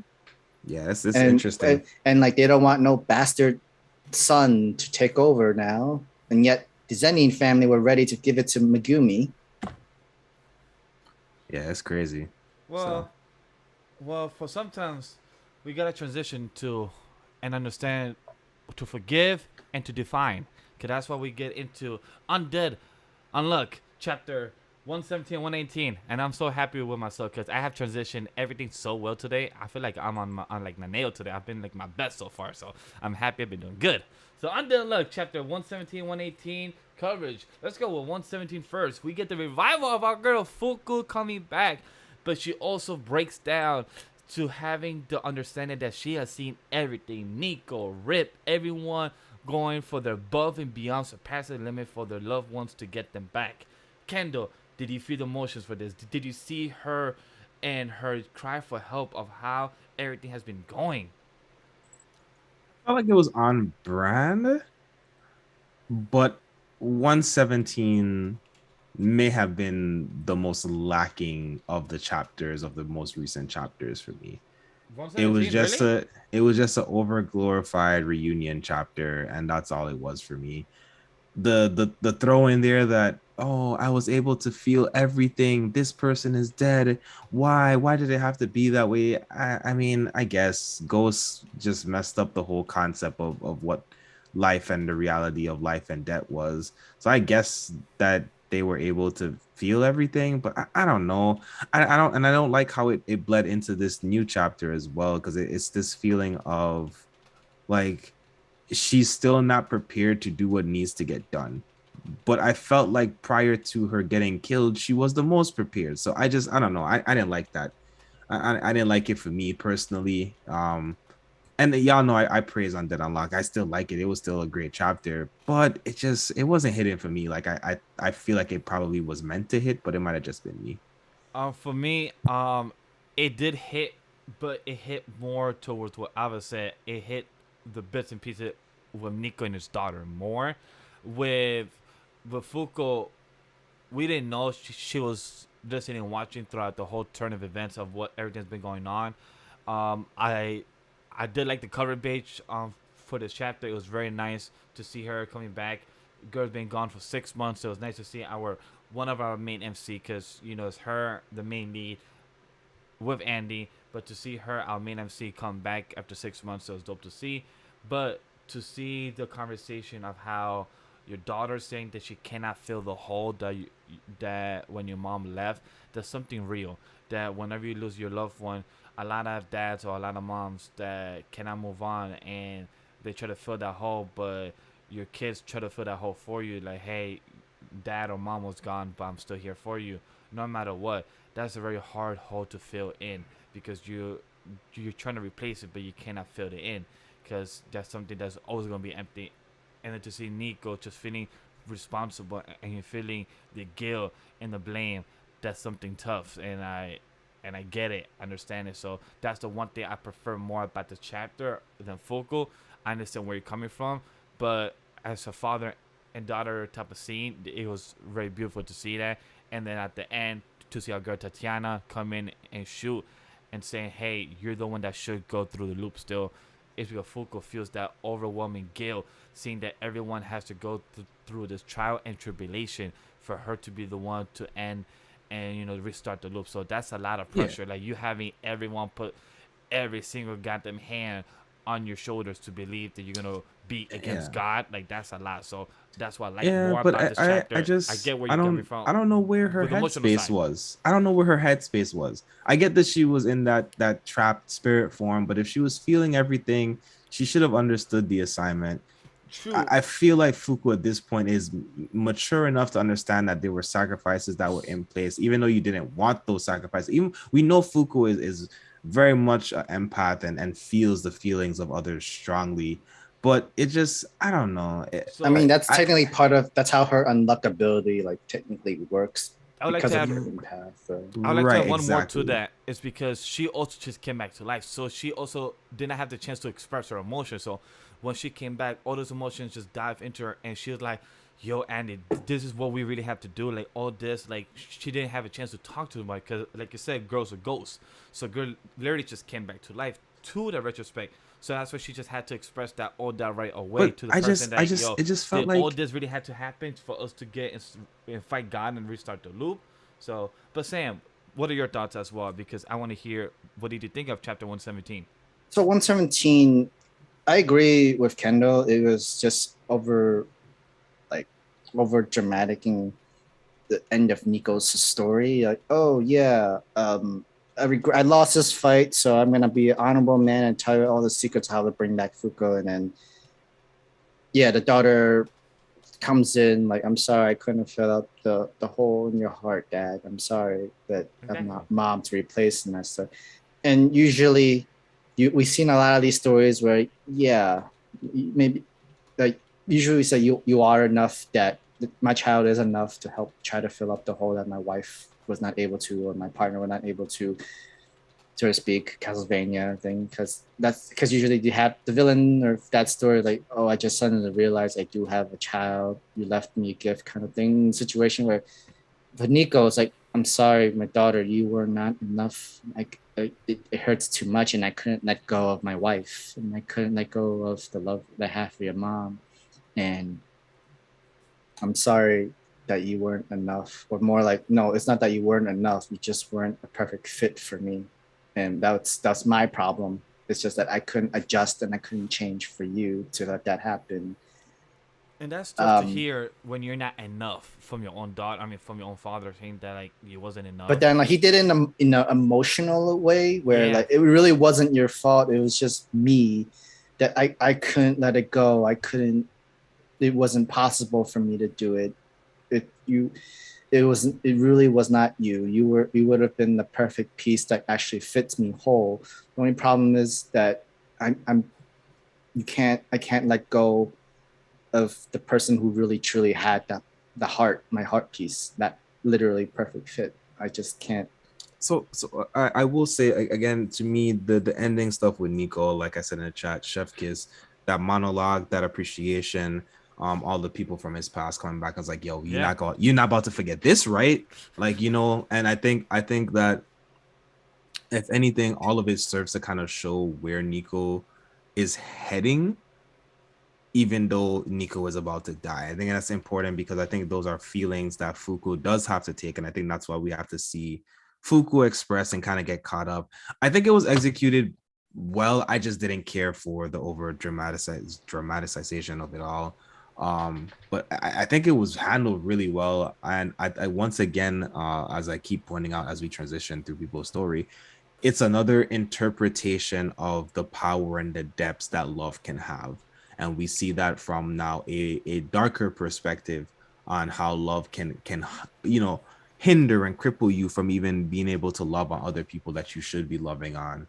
And I think that's going to be important. And we see our next pair show up as we go into the next chapter, but we'll get to that afterwards. Sam, have any last thoughts for chapter 117? Because I'm good on my end for 117. So is technically Ghost gone now, or beat or dead? Yeah, I think Ghost is technically dead. It's like since Nico dies, since he fused with Nico. Yeah, Ghost dies because fused. Yep. Ghost was fused with Nico. Nico is dead, therefore Ghost is also now dead. Yeah, because I was gonna say like I was gonna suggest like didn't they fuse together and then they don't? I mean, Ghosts don't have like. Yeah, he gave him as a living beating. Yeah, so yeah, you were so alone, right? Oh, guess you're dying again. Oh, okay. I haven't said my joke. Ghost is ghosted. That's definitely for sure. Ghost has been, Casper. Exercised. Yep. So with that being the case, the end of the chapter we get. I go full trying to question that how can I do this on my own? Like how can I start the loop with you guys? And then our girl Tatiana bleeds out in the leap. And just like Kendall said off screen before, no lie, I'm not the only one as well. I forgot about Billy as well because Kendall said it. We forgot about Billy, and I agree because when our girl Tatiana said, Mr. Billy said so. He said that Undead and Unluck will negate destiny. I have faith, and I have faith in you. And then that's the end of chapter 117. And now chapter 118, the news chapter of today, which is called Define. How do we feel about this 3-on-3? How do we feel about squad versus the squad? So I really thought it was just two with Unruin and Blood. I didn't realize Shadow was another Uma that was with him, so to speak. And that might have been a curveball for me, or I just had noticed it much earlier on. Because I really thought it was just Blood that was protecting him from the sunlight and stuff like that. Next thing you know, it really was a Shadow that. Yeah, it kind of came up, but it flashed by so quickly that I forgot. Mm-hmm. So it was a very emphatic reminder. And it was not like a collaborative thing. It was like, no, they're basically fused now. Like they're on the same page about what they're trying to get, what their goal to accomplish here is. So it was interesting. It did like, okay, so that it did open review. It does make you think like, oh, so that's how he's able to teleport and travel through the shadows and stuff. I thought that was Unruin's ability this entire time. So does that mean Unruin's ability is just like Andy? He can't. Yes, they said that before, that it's very, very similar to Andy's. They didn't say to what extent, but it's been alluded to before. I don't think we've really gotten proper context of it. Yeah, right. We haven't. It does make things interesting though. So maybe he is just like Andy, only more vampire-ish. Okay, now that makes sense. Like Andy's the zombie. He's the undead zombie, while Unruin's the vampire. Okay, that's what it is. The undead the zombie man versus the vampire man. That's what it is. I think you nailed it. Sam. So is Andy / Victor Dracula in the world, or like are they the version of Dracula? If we think about it. No, Unruined would be Dracula. Okay, Unruined would be okay. Cool. Well, Andy is the full-out undead because he could be under the sunlight and all that other stuff, exposure and everything like that. Or they're all derivatives of a Dracula. Basically, different facets of what we would know to be Dracula in different universes. They take on different forms or different embodiments of how you would view Dracula and Dracula's powers, because they really both are they're both on the same side of Dracula, whereas some lores see Dracula to be more of an undead thing. There are other lores that see Dracula to be, a tactician. Other lores see Dracula as the doctor. So I think it's just like another facet being shared amongst them. But I don't think that Unruin is unkillable, though. I mean, he's weak against the sun. Yes. Literally, it's just the vampire show him the sun, even though no cross, no onion, no garlic, no nothing. Kill it. It's the only viable weakness that Unruined really had was the sun, and man was crazy enough to like want to see the sunrise, have his entire skin burn and everything like that. So, question though, when he says blood, shadow, and eye are of one mind and body, neither will die unless I die. So, did they all fuse together as one main body? Is that what it is? I'm understanding. That's what I'm thinking. Because for vampires, they probably he from what Unruined did was sucking blood, taking up souls for ghosts, and all that stuff. But if you have a Uma that's blood and it's having pumping through your vein and everything, I guess that's your fuel. Just your unlimited fuel and blasting that copies Andy's blood manipulation skills.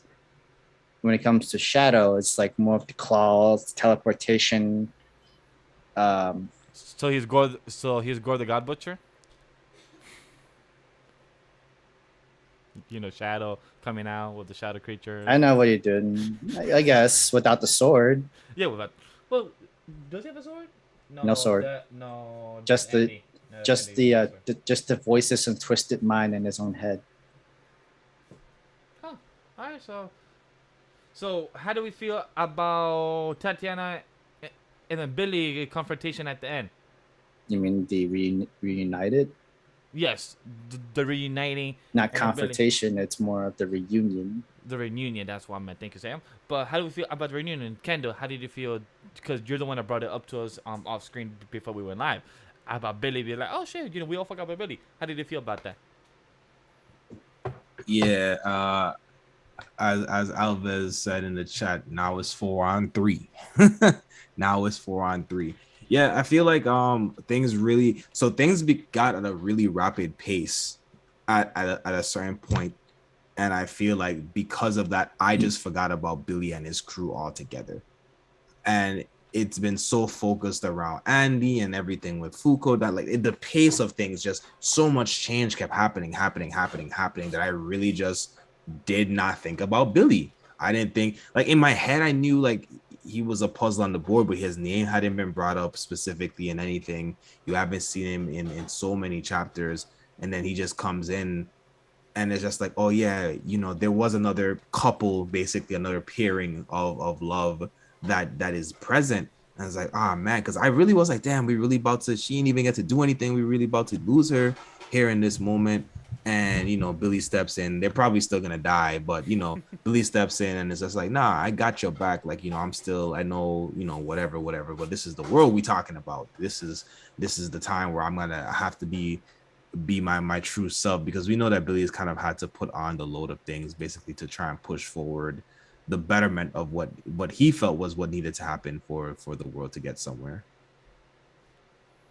I agree with that, because it's 20 plus. It's 20 plus chapters, and a lot has happened. A lot. So much has happened. Yeah. To get to where we are right now. That's at least 5 different fights. It's also like we also doing? Collecting the weapons that could work against God. Okay. So he's been. Remember, like one of the rewards that he gets to keep from the last mission of Ragnarok with the book by killing like spring, fall, and everything. He's been busy then. I copy. He was collecting. He collected the Aegis shield, and then there was actually 2 more other weapons that could go against the fight against God. Damn, Ken, you think flashback and then death? You think for him? Wait, it will work for his character then. Yeah, it will work. The pattern happens. This pattern seems to happen for the last couple of fights already. It's been pretty consistent, fam. Yeah, about to say, yeah, you're right. I think either one or both are going to die. If it's not death, it's definitely left behind for the destruction of the world. So they're gonna still emphatically die. I could definitely see Unruined being stopped by Billy, but both take him down with him in death form. Yo, how wild would it be though? How wild would it be if Tatiana and Billy survive and they go back in the loop instead? It still ends up being about like utilizing Undead Unluck later on, but like what if they're the ones that end up going back in the loop instead? I guess we're renaming this entire series Untouchable, Untouchable and undefinition. undefined and untouchable. Yo, Undefinable and untouchable. There we go. 85, bro. That's a good theory. Insane. But that would be thrown out of the loop. Like, you thought these were your main characters? Psych! These are your new main characters. New loop. Boom. Because technically, Andy cannot die because he's undead. So technically, the only one that's dying is our girl Fuku. Unless... Can Andy share his blood to Fuku and make her undead as well? Or do you think that's too stretched? Stretched. Yeah, okay, that's too stretched. Yeah, I know. I was like... Because it has they to kill his they blood. kind of explain where the ability, negation ability doesn't really work on the other person with it and that sort of stuff. The only thing that has happened like that was Fuko and Unluck. They could fuse somehow, but I think that would mean some type of, the power of love unites all, I guess. I don't know. Fusing somehow would be the only way, and we've seen several instances of fusing, so maybe. John, not too far-fetched. John, it's very funny how you brought up the word Boruto, and I was like, oh shit, the new chapters might come out this week, and then I look, it's next week. But Dragon Ball Super says 10 days. Boruto don't got a time mark, so there might not be a chapter this month. So, it doesn't have a time mark. Yeah. Yeah, it don't say no 10 days, no 9 days, no nothing. So like either Shonen Jump, the app is not saying it, or there's no new chapter this month. So that's just a funny thing I just saw. So since you brought it up, I brought it up too. So that's just a funny thing. And Kendall just did like fuck Boruto in the sub lines right there. But with that being said, any last thoughts about our boy Billy and Tatiana, or crazy theories that we're trying to come up with right now? While Billy is fighting Unruin, I guess the other members of Under are fighting the Seal, because I don't know who that other person that's also fights Seal. I don't remember what's his face. What are you talking about? Talking about from this chapter? Yeah, Tatiana mentioned him or something like that. Where? Who's Phil? Yeah, who's Phil? Can you tell me the page? Oh, page 3. If you're like, oh, yo, Phil, fight Seal. Or like, who's Phil? Do you have to say that untouchable? He's unfilled, loaded with the one that's loaded with the artifacts. Oh, I never knew that. I didn't know that either. I didn't know there was a name. He's been in the background for a long time. I must have missed. Hair. I missed them ever giving the name Phil. I just knew Unfeel was the thing. But now that you said that, I know what you mean. Maybe. Wait, is Phil the guy that had like the antenna type of backpack that always hung around with Billy? Is that him? Definitely. Maybe, because if you look at page 5 in the top left corner, he was like a baby thing that's stuck in his thumb. That's yeah, I remember. That's a background character. That is the definition of a side character that you don't remember. Oh, that's Tella. No, that's Tella. All right, again, then. I don't know her either. Yeah, I don't know her either. I don't know.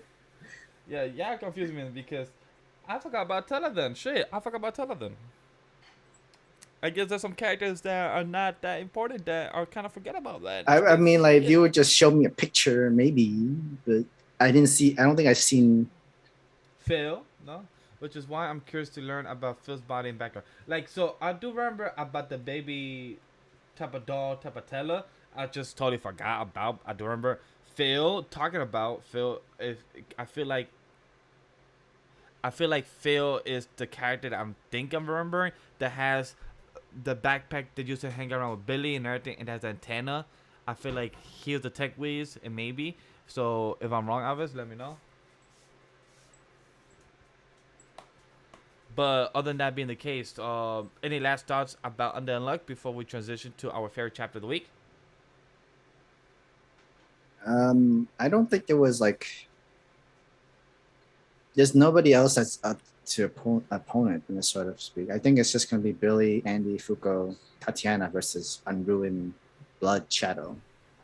There shouldn't be any other boss unless God is gonna throw more Umas in a way, or God showing up himself in sort of. It just really depends on what's gonna be next with the next battle and the loop coming out. Cause we did say the loop might be happening in chapter 120. That's my guess. Right now, at this moment, if you ask me what's my crazy theory right now, that I'm gonna spit at you. I think that's a little too soon. You might want, because they kind of stretch out some of these fights and emotional stories and background too. The loop will happen in chapter 120 or 122. The reason I say that because back when we had the creator mangaka back in the arc in chapter around 50, they had 120 volumes or so. So they couldn't do more because they couldn't tell what's after the loop. So if they're outstretching the fight, my guess is still 120 or 122 will be the start of the loop. That's my guess. I would push it to say possibly 129. Okay, so Sam, I say 120, 122. Of when the loop, before the loop, or I'm saying loop starts around 129. What's your number? 128, 129. From where the pace is going, story, they're gonna probably use the rest of the member of Under as other fathers to handle the other distractions and other stuff like that. Especially because of Shen's master or teacher is now starting to learn about the souls and spirits, and everybody else getting stronger and stuff like that.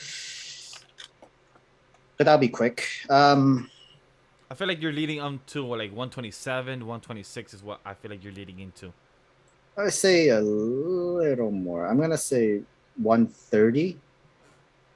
Because like this fight is gonna probably last for 3 chapters, 4 tops, and then there's probably gonna be even more backstory about Unruin. Like we never really learned much about Unruin. Oh, we haven't all. That's why I'm thinking that's gonna be a couple of chapters too. Now that you said that, I could see it even pushing a little further. Yeah, I'm with you. The 126-ish mark is probably, I thought, like would be the chatter and the interaction with the actual loop itself starting in like 128, 129. But now hearing Sam say that, it could be even a little bit further out. But they don't waste time. So I just don't see this fight needing to be as drawn out as the previous fights. And we already see that Tatiana's outside of her sphere. Billy's already present. We've gotten a lot of reveals in this chapter that I think happened in several chapters in previous fights. So I'm gonna stick with my 128, 129 prediction. But Sam might be right. A solid 130 is probably like right where that might happen. I also like what Avis brought up because we know with the series the mangaka likes to bring the mangaka likes to bring the series into a full type of loop, full circle, pun intended. So I guess in the month of the in-universe of the series is where they're met, Andy and Fuku. So if you want to actually go timeline-wise, it will be very on the nose if they start the loop in the same month they met a year later. So it will be pretty wild if it actually gets to that point where they can actually do the maybe chapter 126 in the month of August. If they don't take any more breaks the next couple of weeks, I don't mind that. So if the month of August could still be 126 to 129 or 130. So it depends on where we go. So honestly, great chapters today of the Weekly Shonen Jump. Now let's transition to our favorite chapter of the week. What do we all think of any of the series? Alien Area, me and Robocall, Sakamoto Days, Doran, Witch Watch, Mystical Family, Blue Box, Smartphone, Earthchild. Not gonna name the high school one. Mashup 6 Ps and a short chapter of Spy X Family came out today. So what's everyone's favorite chapter that came out this week? In honor of our good bro Aniki Smash, I will push the My Hero Academia agenda as it was the best chapter, simply because Bakugo was in it. Carry on. Wow. And John, I don't know if who's excited for Black Clover, but I praise to you because I know you are. But us three here in the panel, I don't know about that because Sam hasn't even touched Black Clover, and I'm not even sure if Sam has touched One Piece to catch up to. So I'm not even sure if Black Clover is up there for any of us being hyped for it. But overall, I'm happy for anybody who's excited for it. Not sure if we will still cover it on a random basis overall. But definitely, you know what? My chapter of the week is definitely JJK. It is my chapter of the week. Chapter 190 hit the nail Kendall and Sam when they said that it gave you a bit of everything, the character, the next things, and bring back characters that we saw and we were curious to know where they were at. Boom, Mikey. So we got a mix of everything, comedy, information, lore, and what's the next steps of the killing game. So it was a nice dive into the chapter of chapter 190. I really loved it, and it was great informational overall. If I could also put a nice little shout out, Alien Area. I don't know if you guys started reading it, but chapter 6 was really intriguing to the technology. The art is improving slightly as well, and it's big interested to hope this series continues because it has that little alien type of feel and is very bit kind of very differently to what we get from the weekly Shonen Jump of the series. So yeah. Shout out to Nox and them, because I saw that they announced that they're gonna be covering it in their weekly weekly coverage. Nice.